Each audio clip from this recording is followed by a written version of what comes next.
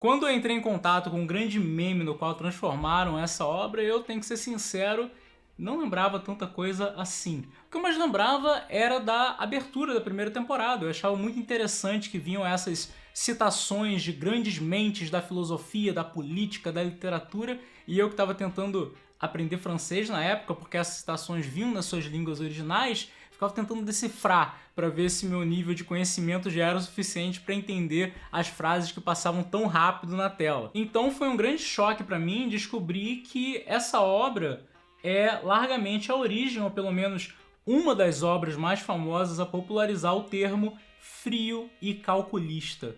Ou, como eu descobri que o meme tinha transformado, o protagonista geladeira e calculadora. Classroom of the Elite, em japonês Yokoso, Lisa vai colocar o resto aí pra vocês, é sobre uma escola para uma elite de adolescentes, os mais inteligentes das famílias mais ricas que competem continuamente nessa escola para fazer parte de uma turma específica, que tem todos os recursos e um futuro garantido quando saírem de lá. Yokoso, em teoria, se propõe a ser uma história de mind games, intrigas políticas, conforme esses adolescentes e o nosso protagonista, calma que eu vou conseguir. E o nosso protagonista, Aya no Koji, tem que lidar com os testes complexos que procuram avaliar suas capacidades individuais e de grupo. Além disso, o nosso protagonista carrega também essa aura supostamente misteriosa de ser super inteligente, super forte, super capacitado e principalmente de falar quase nada, passando uma aparência sem emoções e dentro da sua cabeça observando e avaliando tudo à sua volta como uma espécie de máquina de resolver mistérios no melhor estilo Sherlock Holmes. A pergunta que a gente está para responder aqui hoje é de que maneira essas coisas não funcionam no anime a ponto de se transformarem num meme. Inclusive é um bom momento para eu dizer que meus comentários são sobre a animação somente, eu não li a novel. Classroom voltou com a sua segunda temporada na semana passada e só pela abertura você já consegue tirar muito do que as pessoas consideram um meme. Porque você tem adolescentes no ensino médio que são desenhados como adultos, tem um ali inclusive que parece mais velho do que eu, e eu não vou nem comentar do estereótipo do segurança gigante negro do lado dele. E também você mesmo pode julgar a cena de uma abertura de um anime que, de novo, supostamente é sobre jogos mentais, que mete o balançar de uma bunda de uma adolescente quase aparecendo pela saia conforme ela anda. Mas principalmente pelo rosto do nosso protagonista, que se tivesse que destacar uma coisa é essa, a intenção de fazer passar de descolado uma cara de paisagem, completamente blasé de mais uma vez, adolescente, que a gente tem que comprar, que é um gênio no meio de outros gênios adolescentes. Essa é uma pequena parcela das críticas que normalmente são feitas para esse anime, nesse exercício que a gente está aqui tentando investigar por que ele se tornou um meme. E se você gosta desse anime, se você gosta pelo menos dessa história como ela é na novel, calma, porque esse é também o momento que eu vou parar de fazer as críticas para passar um certo pano. O maior problema que eu vejo dessa obra nem é ela ser com adolescentes que parecem adultos, são desenhados como adultos ou que são simplesmente super inteligentes.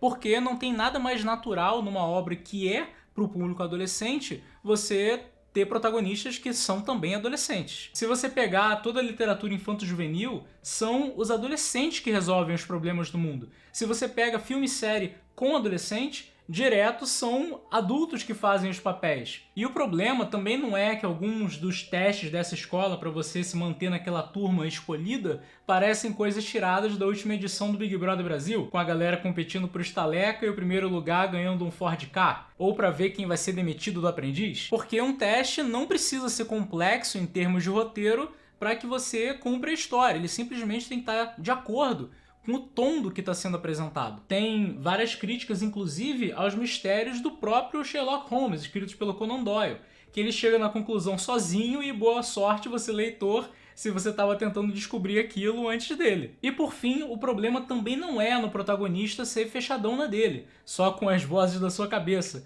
porque uma das maiores obras de ficção política, que é Duna, tá aí tudo acontecendo só na cabeça das pessoas.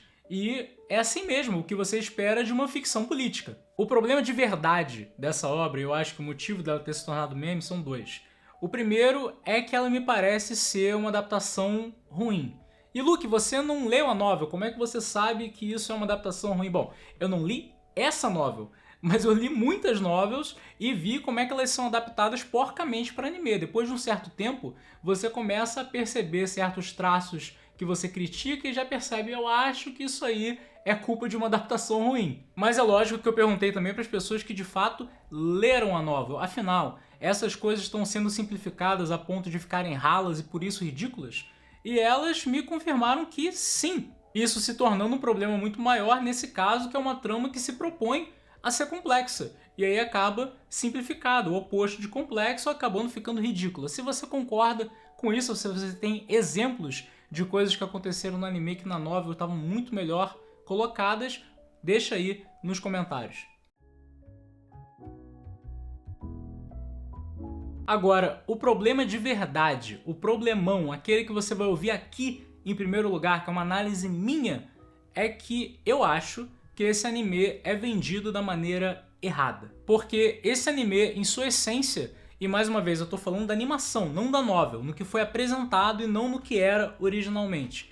Eu acho que ele é muito menos uma história política e muito mais uma história de fantasia. E eu sei que isso pode parecer bem maluco, mas calma que isso vai fazer sentido. O meu ponto é que vamos pegar alguns animes de fantasia, por exemplo, os isekais, especificamente os Power Fantasy. Fulano vai para outro mundo e lá as coisas que eram inúteis ou desprezadas aqui são a fonte do seu superpoder. E a partir delas, ele é capaz de ganhar a atenção das garotas e o respeito dos seus rivais. Eu descrevi aqui uma série, uma lista dessas obras. Yokoso, apesar de inicialmente parecer ser no nosso mundo, tenta imaginar por um momento aí o Ayano Koji na sua sala de ensino médio. Por um momento, porque você coloca nessa situação e imagina. Ele ia ser um cara da hora que faz sucesso pela inteligência, ou ia ser um cara isolado, provavelmente com dificuldade de comunicação, que observa os seus arredores e fala sozinho, não porque é o Sherlock Holmes, mas porque ele só pode comentar sobre a vida dos outros, já que ele não consegue fazer parte delas. E eu quero deixar desde já bem claro que eu não estou criticando de maneira nenhuma qualquer pessoa que possa ter uma dificuldade de comunicação ou que simplesmente seja introvertida. Eu acho que cada um tem que encontrar a maneira saudável de viver sua própria vida. A gente está falando de um personagem ficcional. E o que eu estou dizendo é que assim como o Isekai pega esse cara que se sente inútil ou que falhou e dá uma outra chance para ele num novo mundo, Classroom pega esse cara cujo isolamento social poderia ser visto como um problema na vida real e glorifica, transforma ele num herói. Isso é o que é, por definição, uma fantasia. E aí eu queria contrastar com o personagem de uma outra obra, que é o protagonista de Oregairo. Porque ali a gente também tem um protagonista que é isolado, que por causa desse isolamento se considera superior, mas sendo uma obra mais perto da realidade, ele paga o preço o tempo todo pela forma que pensa e age. Oregairo critica o seu protagonista, afastando ele então dessa noção de fantasia. Mas já no caso de Yokoso, o Ayano Koji é louvado, que os adolescentes chegam até a chamar ele de brabo e querendo ser igual no Discord da vida. Isso se torna um pouco problemático porque é verdade que é muito positivo você ter um grupo heterogêneo de pessoas ali, uma pessoa de cada forma, inclusive uma pessoa que seja mais na dela, que observe mais do que fale. Isso é de grande valia para um grupo. No entanto, não é positivo, e muito menos crível, você apresentar essa pessoa fria e calculista e todo o resto do que eu citei no começo do vídeo, numa obra que supostamente está tentando ser séria. O objetivo desse vídeo é investigar o porquê que isso se tornou um meme, e eu acho que é muito compreensível as pessoas acharem ridículo um personagem que tenta ser cool fazendo cara de blasé e de nada me afeta, quando a obra trata tudo com superficialidade. Porque eu fiz essa comparação com os isekais, e o que salva os isekais em muitos casos é que ali é claramente uma fantasia. E se é uma fantasia, você como espectador entende, beleza, aqui eu tenho que ligar a minha suspensão de descrença. Até se a gente pegar uma outra obra que pode parecer mais próxima do real também, como Kakegurui, que é o anime de apostas, que também tem jogos mentais, Naquele caso, ele tem um estilo que é tão próprio que você, como espectador, entende a mensagem de beleza. Isso pode até ter parecido um pouco mais próximo da realidade, mas estou vendo que claramente nada aqui é tão sério assim, o que não acontece no caso de Classroom. E eu vou dar um último exemplo aqui para fechar, que é da minha própria geração, quando eu era criança e adolescente, que os livros de Harry Potter explodiram. E uma das razões para isso era que a gente tinha um mundo dentro daqueles livros e daqueles filmes posteriormente em que as aulas eram legais, excitantes e a gente queria ir para a escola, diferente da vida real. Tinham coisas em jogo, você sentia que podia contribuir, que tinha essa mágica dentro de você. Da mesma forma, eu acho que o que esse anime faz de legal é pegar a figura do cara que é mais na dele, que é muito observador, e mostrar como esse traço, que é percebido como negativo, pode ser um superpoder. Eles botam ele numa escola de outras pessoas mega inteligentes, com dinheiro e liberdade, e onde essas qualidades são que fazem a diferença para ele. As mesmas coisas que ninguém liga na vida real adolescente, quando a vida inclusive tende a ser regida por impulso, você tem esse cara que pensa mais do que age, tá sempre observando, tá sempre tentando ser o inteligente da situação. Então eu acho que pode ser muito positivo você se identificar com a Ayano Koji até certo ponto, contanto que você tenha em mente bem claro que isso é uma fantasia. Mais especificamente, é uma projeção aumentada do que existe de fato na realidade. E o que existe é que uma pessoa dela que sabe observar os seus arredores e pensar friamente pode com certeza transformar isso num superpoder. Só que para isso ela precisa, por exemplo, de amizades. Ela precisa ser capaz de utilizar esse equilíbrio emocional para beneficiar as suas relações com a sua família, com seus amigos, e não continuar isolada, fantasiando que ela vê todo mundo como se fossem seus instrumentos, sem inclusive nunca descobrir de verdade se ela